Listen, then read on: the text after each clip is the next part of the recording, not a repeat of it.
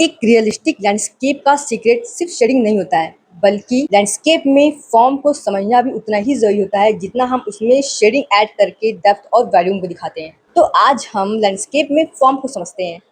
यहाँ पे मैंने लैंडस्केप का प्रिंट आउट निकलवाया है, ओके। और अब हम ट्रेसिंग पेपर का यूज़ करके उस पर हम फॉर्म को समझने की कोशिश करेंगे।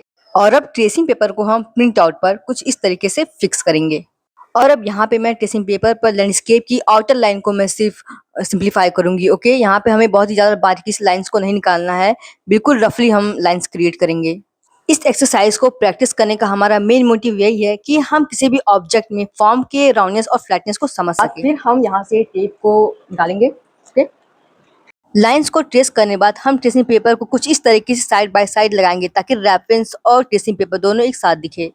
इसके बाद फिर हम यहाँ पे एक-एक पार्ट में हम राउंडनेस और फ्लैटनेस को देखेंगे और उसी के अकॉर्डिंग हम फॉर्म को ड्रॉ करने की कोशिश करेंगे।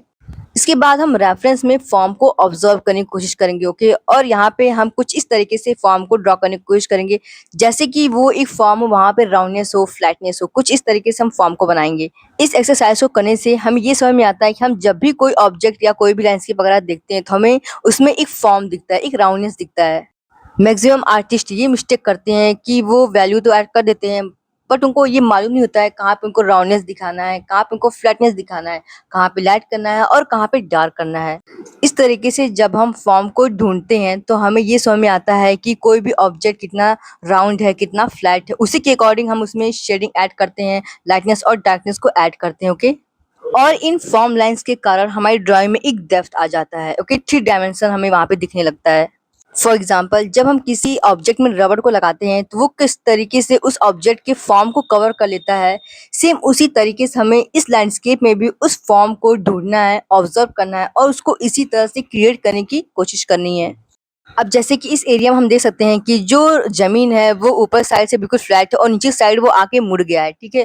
और सेम इसी तरीके से हमें इन लाइन्स को यहाँ पे क्रिएट करना है, उसी फॉर्म में हम उस लाइन्स को बनाएँगे। सेम इसी तरीके से हमें ट्रेस करना है और जहाँ पे राउंडनेस है वहाँ पे हमें राउंडनेस दिखाना है और जहाँ पे फ्लैटनेस है वहाँ पे हमें फ्लैटनेस और कर्व दिखाना है। यहाँ पे इन फॉर्म की लाइन्स को देख के समझ में आ जाएगा कि वो एरिया फ्लैट है या राउंड है। और इस एक्सरसाइज से हम उस ऑब्जेक्ट में वॉल्यूम को और स्ट्रक्चर को बहुत ही डीपली हम समझ सकते हैं।